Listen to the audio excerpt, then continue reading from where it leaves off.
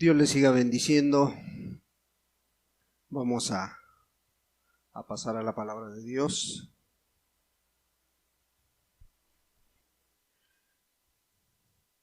Y vamos a Marcos capítulo 10. Evangelio según San Marcos capítulo 10.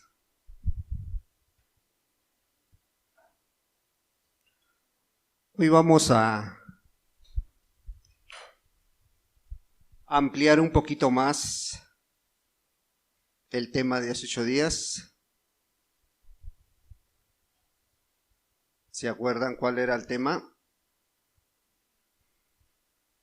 ¿Se acuerdan del tema de hace 8 días, hermanos? De la enseñanza. ¿Qué texto utilizó el hermano para darle enseñanza hace 8 días? ¿No estuvieron, hermanos? Proverbios 22:6, ¿verdad? Bueno, hoy con la ayuda de Dios vamos a ampliarlo un poquito más. Marcos 10, versículo 13, y la palabra de Dios dice de esta manera: y le presentaban niños para que los tocase, y los discípulos reprendían a los que los presentaban. Viéndolo Jesús se indignó y les dijo: dejad a los niños venir a mí, y no se lo impidáis, porque de los tales es el reino de Dios. De cierto os digo que el que no recibe el reino de Dios como un niño, no entrará en él. Y tomándolos en los brazos, poniendo las manos sobre ellos, los bendecía. Vemos una escena donde el Señor Jesús está rodeado de gente y está rodeado por sus discípulos también, ¿verdad? Pero había padres que llevaban a sus hijos, había personas que tenían a sus hijos, a lo mejor madres solteras que tenían ahí a sus hijos, y ellos los acercaban para que el Señor Jesús los tocase, ¿sí? Para que el Señor Jesús orara sobre ellos y los bendijera.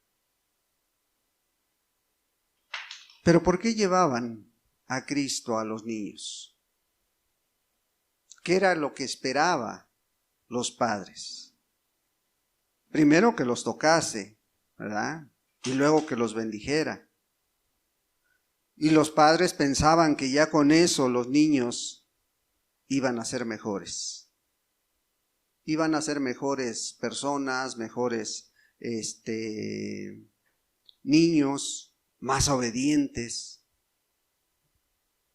Bueno, esta actitud es normal en el 90-95% de los padres hoy en día, ¿sí? Piensan que llevándolos a un lugar o haciendo un rito, su hijo se le va a quitar aquello que le estorba, se le va a quitar lo berrinchudo a lo mejor, se le va a quitar lo grosero, ¿sí? O va a ser más inteligente, ¿sí? Va a ser más obediente, va a cambiar totalmente, ¿verdad? ¿Por qué? Porque depositan en algo o en alguien la confianza para llevar a su hijo. Y no saben que lo único que están demostrando es una falta de compromiso en la educación de sus hijos. Bueno, hoy vamos a mirar este tema, hermanos. Hoy el tema se llama el amor como vínculo en la crianza de los hijos. Si tú te das cuenta, este pasaje viene también en Mateo 19, también viene en Lucas 18, y los tres concuerdan con un texto. Un texto no le cambian una sola palabra a los tres evangelistas. ¿Cuál es ese texto? El 14 dice: viéndolo Jesús se indignó y les dijo: dejad a los niños venir a mí, y no se lo impidáis, porque de los tales es el reino de Dios. Los 3 evangelios dicen exactamente lo mismo. O sea, son las mismas palabras del Señor Jesús, no le cambia nada. En algunos otros les cambian algunas frases, pero en este es muy claro, ¿sí? Se indignó Jesús. ¿Por qué se indignó? Porque los adultos a veces no entienden la importancia que Dios les ha dado al dejar un niño en sus manos, al poner un niño en sus manos, ¿sí? No le dan esa importancia, ¿sí? Algunos otros a lo mejor piensan que a lo mejor si lo metiera yo a una escuela de paga, ahí me lo van a educar, pero al 100%, ¿sí? O algunos otros en algún lugar, y también aquí ha llegado a pasar, que padres que no vienen al servicio, vienen y dejan a sus hijos para que la maestra o el maestro de escuela dominical lo eduque, ¿verdad? Sí. Para que lo enseñe, porque ellos no quieren comprometerse en la instrucción que les corresponde como padres. Tienen a sus hijos, pero no los conocen. No conocen a ciencia cierta las capacidades, las inquietudes de los hijos. Como los mismos discípulos, el mismo Señor Jesús dice que se indignó. ¿Se indignó de quiénes? De los discípulos, ¿sí? Porque ellos les estaban estorbando.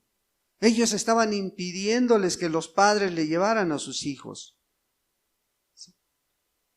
Y les dijo, dejad a los niños venir a mí, no se los impidas. Hoy en día no son los discípulos, hoy en día son los propios padres. ¿Sí? Son los propios padres que, pues que como los discípulos ignoraban, también los padres ignoran que los niños hasta cierta edad son ciudadanos del reino de Dios. Así lo dice la palabra, ¿verdad? Entonces tiene que ser cierto. Si los niños son ciudadanos de Dios, también necesitan un especial cuidado, ¿sí? Una especial atención. Pero hoy los papás prefieren que otros tomen la responsabilidad, que los maestros lo hagan, que el celular lo haga, que el celular lo entretenga, que la computadora, que la vecina, oye, le dejo a mis hijos para que juegue un ratito con ellos o con su hijo, o los amigos, o en la calle que vayan a jugar un rato y ahí hay que aprendan lo que tú no quieres enseñarles. Y se excusan de muchas maneras, porque no tienen tiempo, pero con esa actitud lo único que estás haciendo es impedir al niño aprender cosas y valores, hábitos que a lo largo de su vida le van a servir a él. Pues ojalá y podamos poner atención un momento a todo esto y que sea Dios el que pues hable a nuestra vida, hermanos, hable a tu vida como padre, como madre, hable a mi vida también. A lo mejor ya no tenemos hijos en crianza, pero sí tenemos nietos y pues también es una preocupación, ¿verdad? Entonces, vamos a pedirle a Dios que nos hable a través de esta palabra. Padre, en el nombre de Jesús, te damos muchas gracias por cada persona que has traído, Señor, por cada hermano, por cada hermana, Señor, que hoy ha apartado un tiempo, Señor, para escuchar tu palabra, Señor. Ahora te rogamos que seas tú a través del Espíritu, Señor, hablándonos, ministrándonos, ampliándonos esto que tú quieres que aprendamos como padres, Señor. Padre, como padres, como discípulos, como hijos tuyos, necesitamos de tu instrucción, Señor. Por ello te pido, Señor, que seas tú, amado Dios, hablando a nuestra vida esta mañana, Señor, para que podamos entender un poquito más de las necesidades que un pequeño tiene. Todo te lo pedimos en el nombre de Cristo Jesús. Amén, Señor. Mateo 18, Mateo capítulo 18, vamos a leer el versículo 1 al 6. Fíjate bien, en aquel tiempo los discípulos vinieron a Jesús diciendo: ¿quién es el mayor en el reino de los cielos? Y llamando Jesús a un niño, lo puso en medio de ellos y dijo: de cierto os digo que si no os volvéis y os hacéis como niños, no entraréis en el reino de los cielos. Así que cualquiera que se humille como este niño es el mayor en el reino de los cielos. Y cualquiera que reciba en mi nombre a un niño como este, a mí me recibe. Y cualquiera que haga tropezar a alguno de estos pequeños que creen en mí, mejor le fuera que se le colgase al cuello una piedra de molino de asno y que se le hundiese en lo profundo del mar. ¿Qué nos está dando este ejemplo? Cuando vio que los discípulos no se ponían de acuerdo, cuando ellos tenían dudas acerca de quién sería el más importante, el más grande allá en el reino de los cielos, el Señor Jesús les puso enfrente a un pequeño. ¿Por qué? ¿Por qué les puso este ejemplo? Porque las características de un niño, hermano, es ser humilde. A él, si le enseñas algo, no protesta. A un pequeño, cuando tú lo instruyes, cuando tú lo capacitas, cuando tú le enseñas, él no protesta. Si tú a determinada edad le empiezas a instruir, a leer, a orar, le enseñas, le pides un abrazo, le pides un beso, él no te lo va a negar, él va a aprender. O le dices: vamos a hacer esto, vamos a trabajar, vamos en cualquier trabajo en el que te desenvuelvas.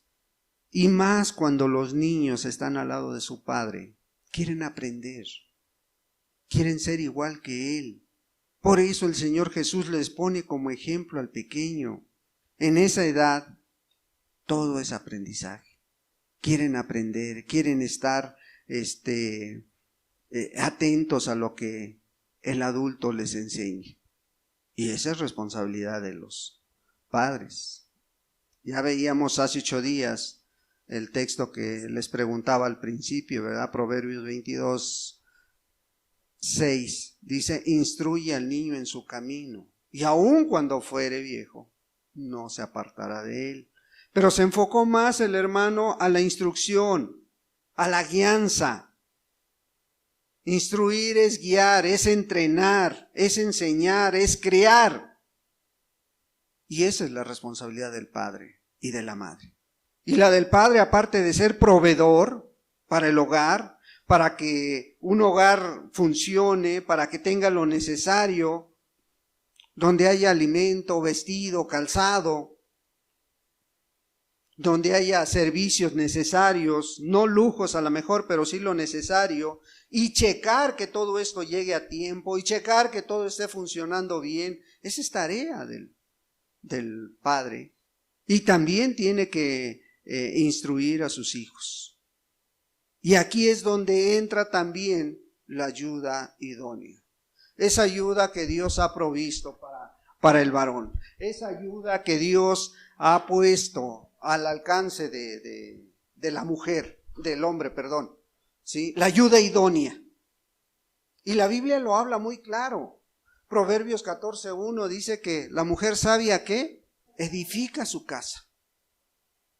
Pero la necia, y si nos ponemos a analizar, por ejemplo, ¿para qué sirven las manos? ¿En qué utilizan las manos? ¿O en qué utilizamos las manos?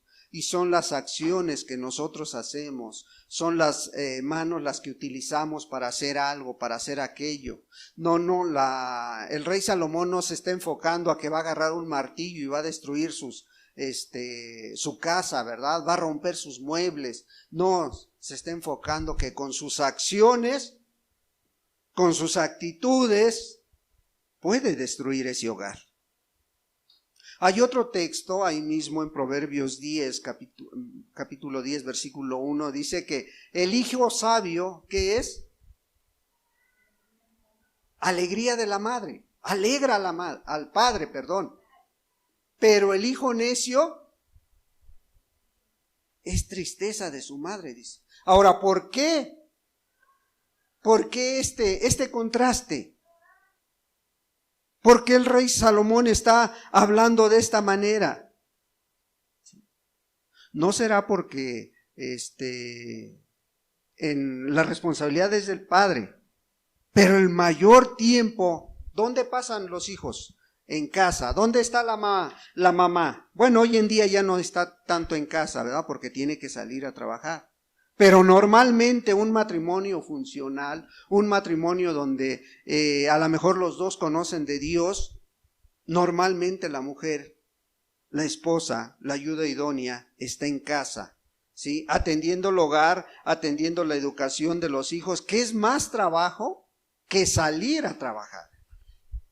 Es más responsabilidad estar al tanto de las necesidades de un hogar y al tanto de las necesidades del esposo y de la esposa, ¿sí? De los hijos, de las necesidades de ese hogar, que salir a trabajar, hermanos. Porque uno como varón, a lo mejor si trabajas en oficina o trabajas en otro lado, pues vas, cumples con tu horario de trabajo y regresas a casa. Y ya tiene que estar todo dispuesto. Ya te prepararon la comida, bueno, muchas cosas ya están. Entonces, la mayor parte del tiempo, la mujer la pasa, sí, en el hogar. Y ahí es donde a lo mejor el rey Salomón se inclina un poco más del por qué el contraste del hijo sabio que alegra al padre y el hijo necio es tristeza de su madre.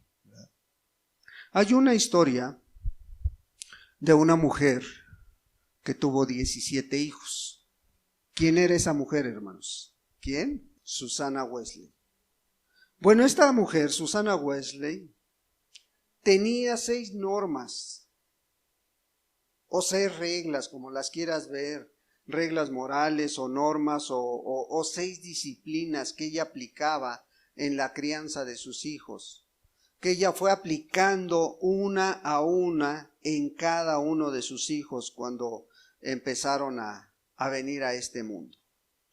Y la primera cosa que ella aprendió es sujetar la voluntad del niño, fíjate.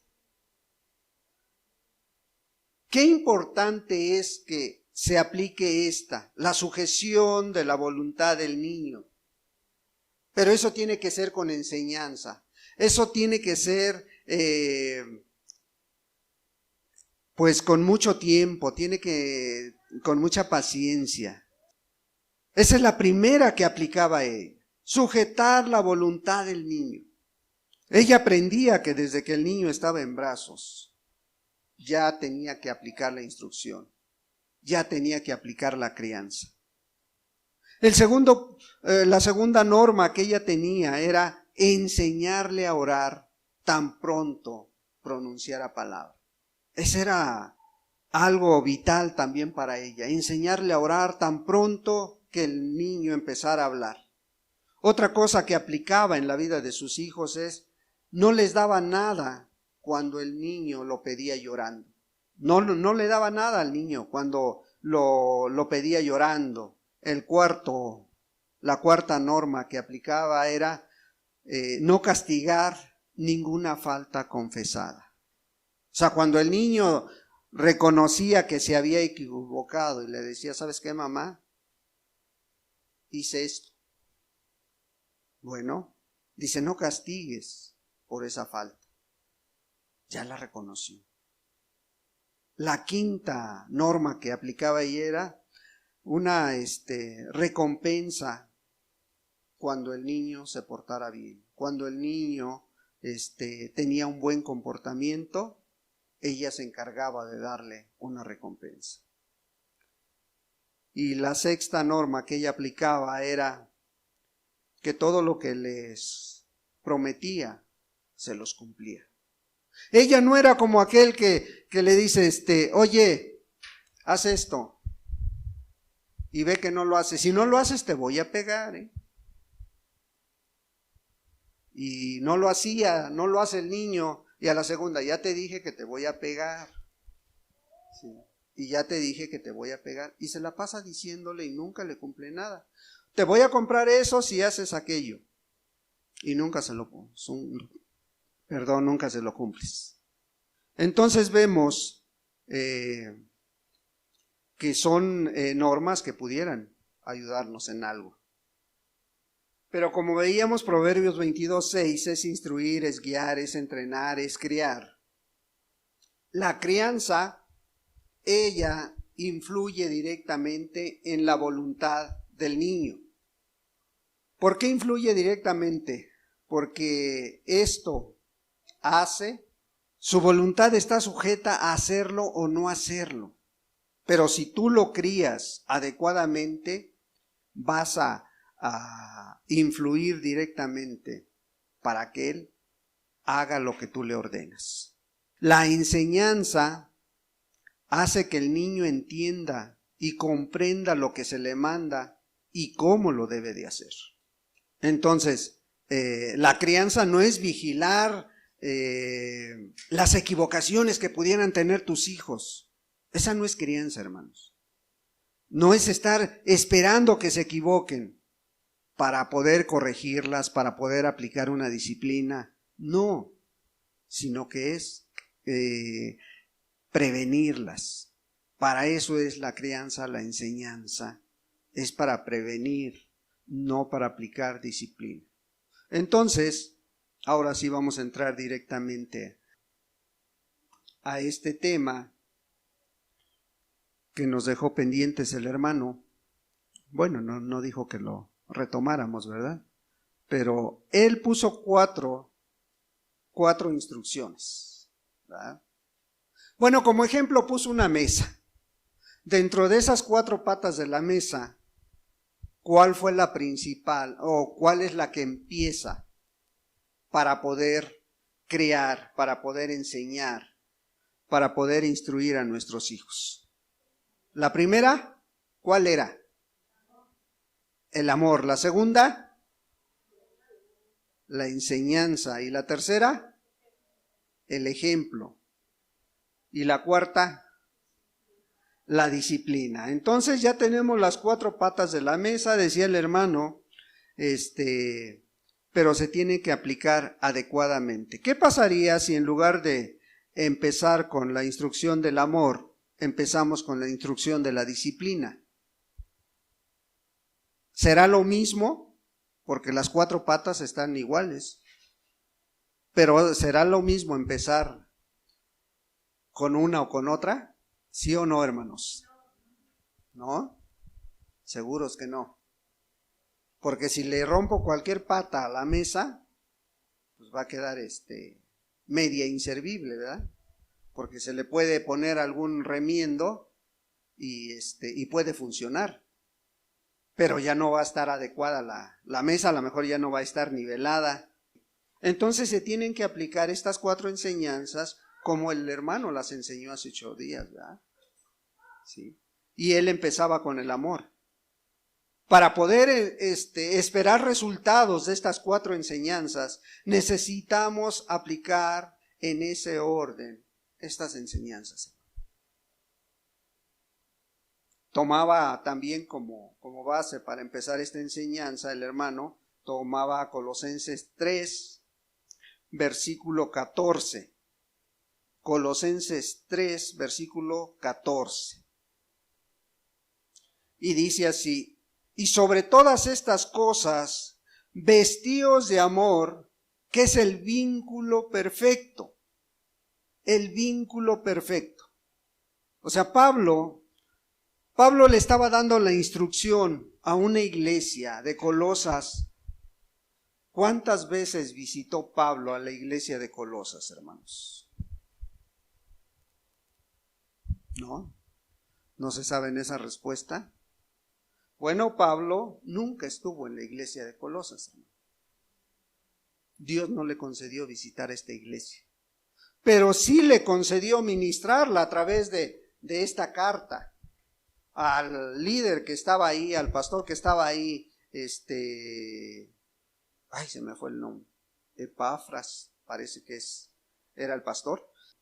Estaba ahí y le mandó a preguntar algunas cosas, porque estaban sucediendo cosas en Colosas y de los colosenses, y le dice hermano, ¿sabes qué, Pablo? Necesitamos que me aconsejes acerca de estas cosas.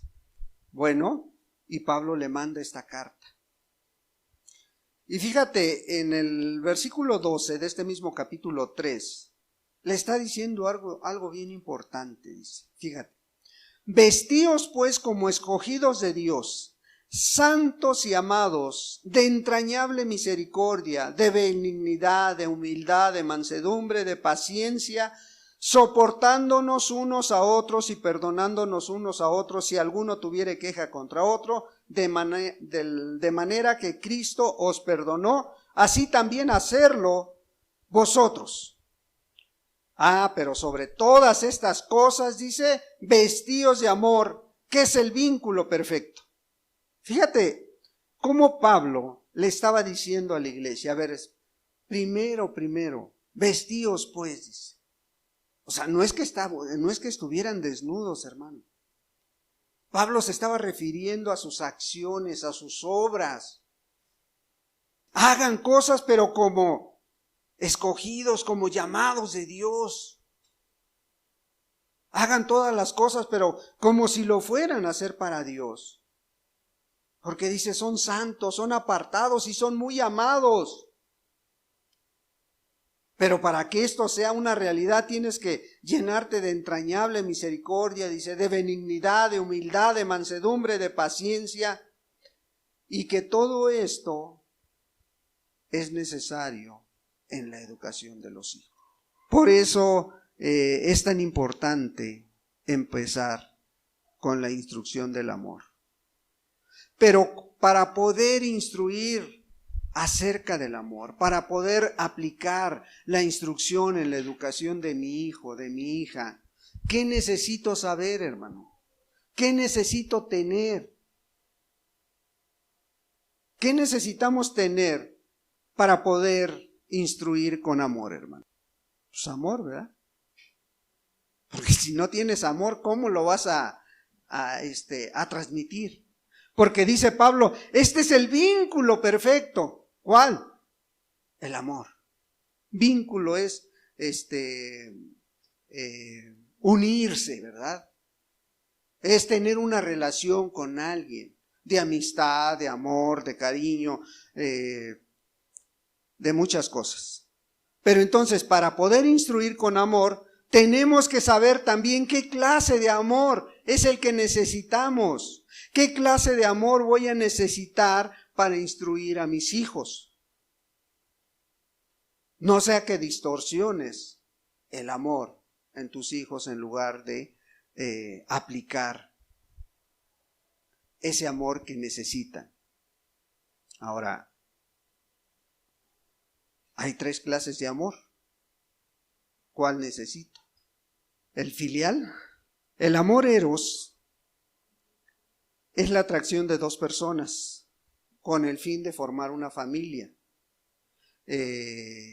o tener un acto sexual. Ese es el amor eros.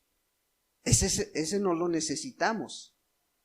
El amor filial, que dice la hermana, este es entre familiares, que por naturaleza a lo mejor, y digo a lo mejor porque no en todos traen ese amor filial, naturalmente, porque hay madres o padres que no les interesan sus hijos. Ahí no está el amor filial. Pero este es para los hijos, para los hermanos de sangre, para los parientes cercanos. Es algo que deberíamos tener naturalmente. Pero, ¿por eso educan bien a sus hijos? ¿Por eso crían bien a sus hijos? No, ¿verdad? Entonces, aunque lo tengas, no vas a poder dar la enseñanza correcta si no aprendes qué amor debes de tener. El amor para educar a los hijos es el amor ágape. Ese es el amor que se necesita en un matrimonio. Ese es el amor que necesita un cristiano. Ese es el amor que necesita un padre, una madre para poder transmitir adecuadamente la crianza a los hijos. Y viene únicamente de Dios. No, no es natural, no es filial, no es un sentimiento únicamente, no. No puede ser un simple sentimiento, o no puede ser tampoco un amor natural, porque este amor tiene características que los demás no tienen, que ninguno de los anteriores, y solamente proviene de Dios. Sí, por eso Pablo decía, este es el vínculo perfecto. Sobre todas las cosas, dice, vestíos de amor, que es el vínculo perfecto. Porque puedes tener el amor eros, puedes tener el amor filial, pero si no tienes el amor ágape, de nada te sirve. Ahora déjame decirte que dentro de las iglesias hay mucha confusión, porque creen tener amor, pero realmente no es el amor que viene de Dios. El amor ágape viene con todas las características que nos marca la palabra de Dios. Fíjate, en otra carta, primera a los Corintios, en el capítulo muy conocido, el 13, el 12, vamos a ver el 12 primero. Fíjate bien y ojalá entendamos. Pablo le está hablando a una iglesia más grande que esta, una iglesia más activa que esta, y le habla del amor ágape. Pero para que ellos pudieran entender, fíjate lo que les está diciendo en el versículo 12, en el capítulo 12, versículo 27. Sí. Fíjate, le está hablando a cristianos, que conocían la palabra, que eran miembros de esta iglesia. Vosotros pues sois el cuerpo de Cristo, y miembros cada uno en particular. Y a unos puso Dios en la iglesia primeramente apóstoles, luego profetas, lo tercero maestros, luego los que hacen milagros, después los que sanan, los que ayudan, los que administran, los que tienen don de lenguas. ¿Son todos apóstoles? ¿Son todos profetas? ¿Todos maestros hacen todos milagros? ¿Tienen todos dones de sanidad? ¿Hablan todos lenguas? ¿Interpretan todos? ¿Sí? O sea, si tú ves, era una iglesia muy poderosa. Tenía todos los dones. Se veían todos los milagros ahí. Entonces, pero Pablo les estaba cuestionando algo sencillo. No tan complicado, dice. Bueno, qué bueno que busquen ustedes todo esto, dice. Qué bueno que tú quieras ser el más grande ahí, profeta a lo mejor. O el más grande maestro. Pero ¿sabes qué? Eso no es lo importante. Fíjate en el 31. Procurad pues los dones mejores, mas yo os muestro un camino más excelente, dice. O sea, Pablo les estaba diciendo, miren, no importa tanto lo que hagas, pero ahora yo te voy a enseñar un camino más excelente, un camino mucho mejor. Y continúa, fíjate, en el capítulo 13, versículo 1. Dice, si yo hablase lenguas humanas y angélicas y no tengo amor, vengo a ser como metal que resuena o címbalo que retiñe. ¿Sí? Y si tuviere profecía y entendiese todos los misterios y toda ciencia, y si tuviese toda la fe de tal manera que trasladase los montes, y no tengo amor, nada soy. Y si repartiese todos mis bienes para dar de comer a los pobres, y si entregase mi cuerpo para ser quemado, y no tengo amor, de nada me sirve. Fíjate qué enseñanza les estaba dando Pablo acerca del amor. porque él daba por entendido que a lo mejor todos los dones estaban en esta iglesia. Pero ahora aquí ya en el capítulo 13 ya les está aplicando algo más concreto. Dice, si tú hablas lenguas humanas, o sea, él claramente está hablando, o sea, el que dice, es que las lenguas angelicales no existen. Si tú me buscas un ejemplo de la palabra de Dios donde una lengua angelical sea manifestada, lo acepto por hecho. Pero no hay un solo ejemplo, hermano, que haya una lengua angelical. Pero él dice, por si llegara a ver, o si hablases todas las lenguas humanas, pero no tienes amor, de nada sirve. Dice, vienes a ser como decía el hermano hace 8 días, la guitarra se oye bien bonita, pero si alguien la toca bien. Pero si nada más llegas y tocas las cuerdas, pues va a ser como cualquier otra cosa. Nada más va a sonar. ¿Sí? Dice, o si tuviese profecía y entendiese todos los misterios y toda la ciencia, y si tuviese toda la fe de tal manera que trasladase los montes, y no tengo amor. Pero si no, es que yo soy bien buena gente, voy a repartir mis bienes, voy a dar de comer a los pobres, y aún mi propia vida si fuera necesario. Pero dice Pablo, si no lo haces con amor, ¿de qué te sirve? Entonces, ¿qué vemos en este ejemplo? Es que las buenas personas se van al cielo. No es cierto, hermano. Dice Pablo, si todo esto lo haces tú de buena manera, pero no tienes amor. Ahora, si todo esto tú, si tienes mucha capacidad para instruir a tu hijo, si tienes mucha ciencia para instruirlos, pero al final de cuentas no aplicas la enseñanza conforme a la palabra de Dios, vas a crear a lo mejor buenos profesionistas, a lo mejor buenas personas, pero no hijos de Dios. Y el propósito no es ese. Por eso Pablo les está diciendo, mira, este es el amor que se necesita en una vida. Este es el amor que se requiere para poder instruir a los hijos. Y empieza el amor es sufrido. El amor es sufrido. ¿Cómo vas a poder instruir, educar a tus hijos si no hay esa paciencia a la mejor?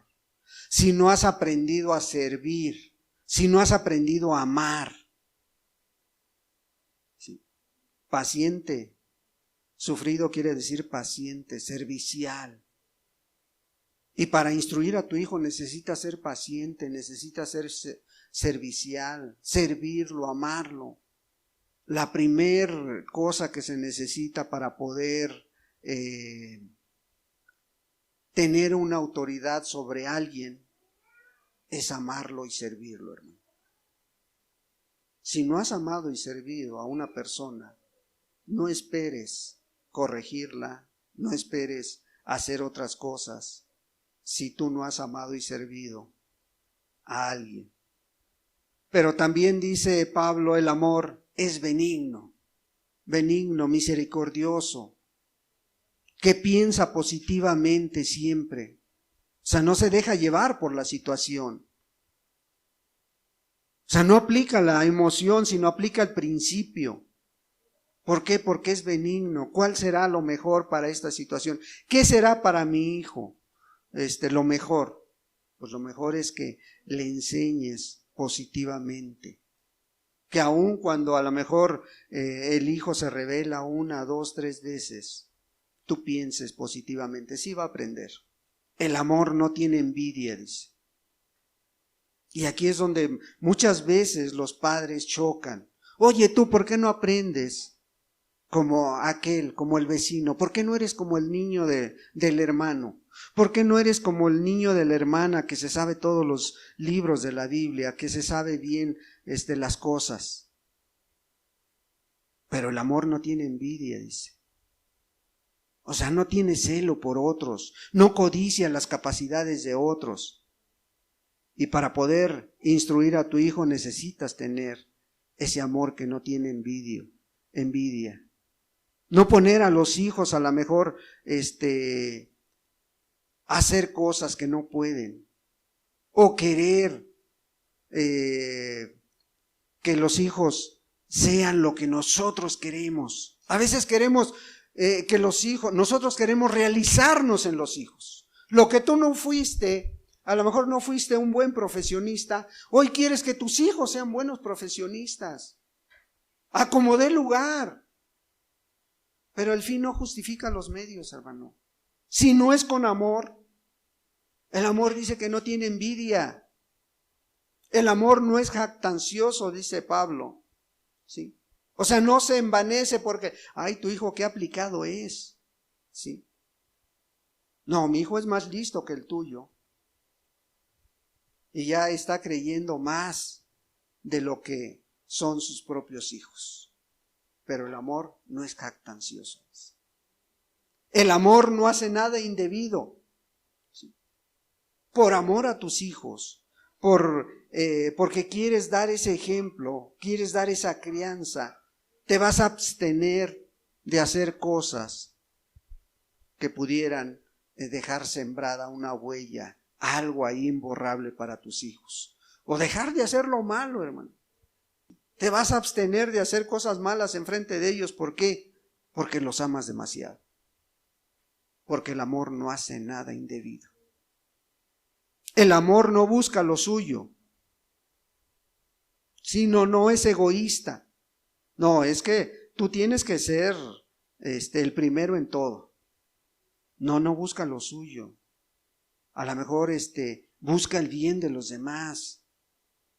Sí, a lo mejor por proveer lo necesario en tu hogar, te abstienes de muchas cosas, te abstienes de a lo mejor cosas que a lo mejor hasta son lícitas, pero como tienes ese amor ágape, no estás buscando tu satisfacción personal, estás buscando el bien mayor que es para tus hijos, que es para tu hogar, sino no buscas realizarte en ellos.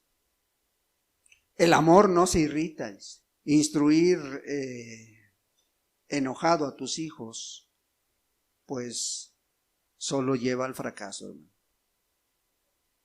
A veces aplicar una corrección enojado, lo único que te va a llevar es a que esa disciplina sea un fracaso en la vida de tu hijo. ¿Sí? ¿Por qué? Fíjate, Pablo sigue diciendo, el amor no guarda rencor.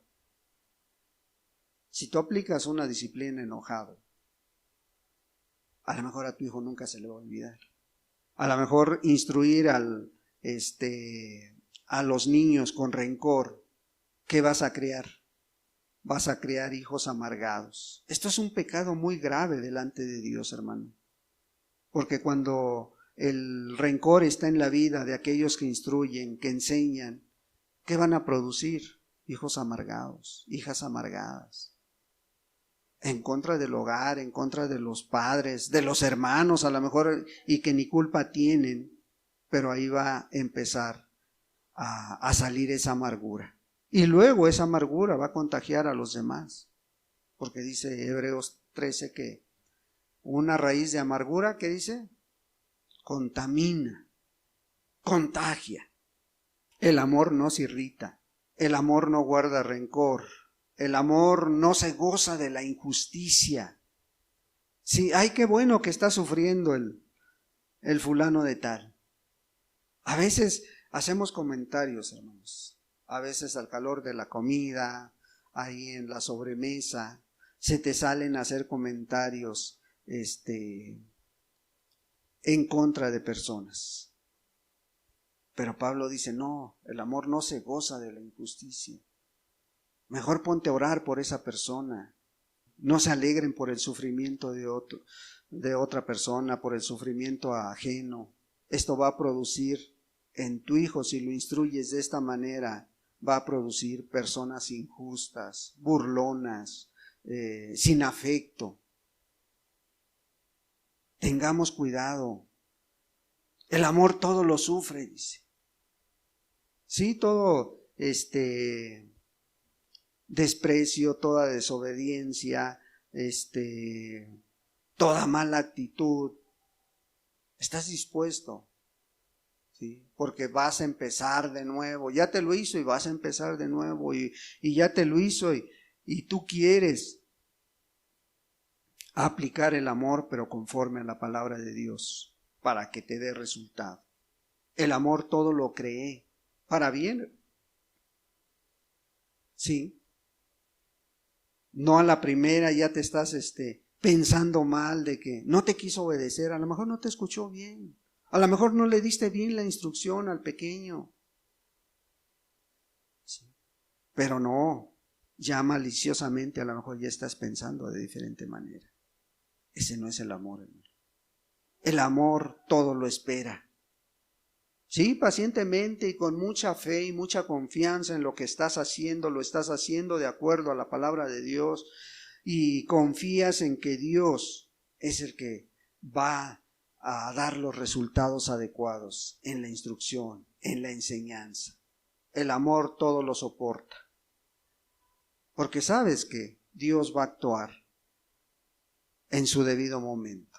Dios va a traer ese resultado que estás esperando en la crianza de tus hijos a tiempo.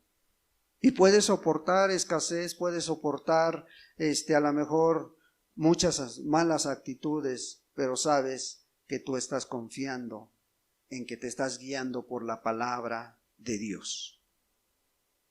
Este es el amor que se necesita, hermano.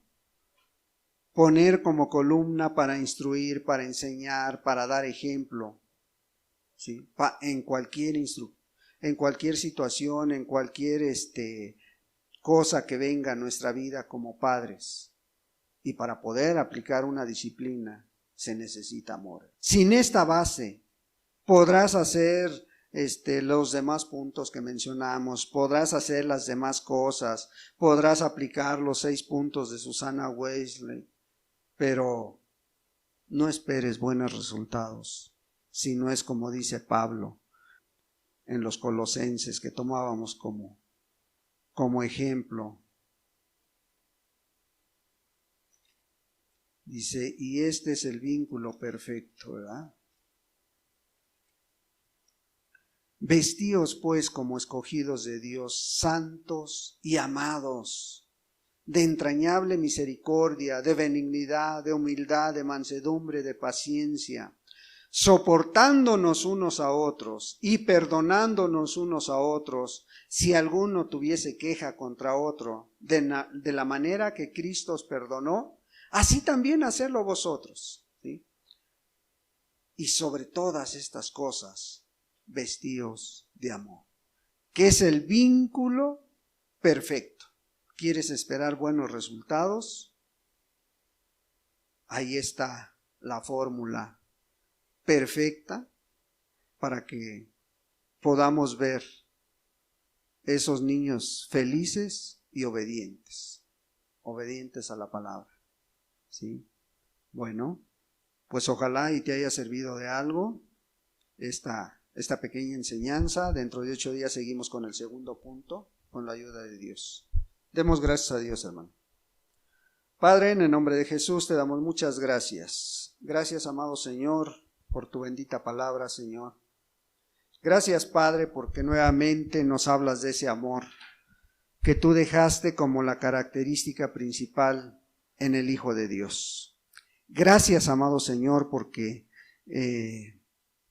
ese amor que tú demandaste de tus discípulos es el mismo que demandas de nosotros como padres, Señor, como hijos tuyos, como madres que quieren instruir a sus pequeños. Padre, ayúdanos a poner por obra, Señor, lo que hayamos entendido de este pequeño estudio, Señor, y que seas tú, amado Dios, dando ese fruto, ese resultado que nosotros como padres queremos, Señor.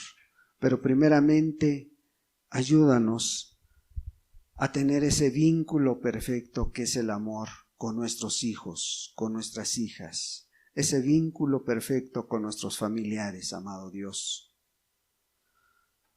Sé tú, amado Dios, terminando de explicar este tema que es tan importante en la vida del creyente, Señor. Muchas gracias te damos en el precioso nombre de Jesucristo, tu Hijo amado. Amén, Señor, y amén.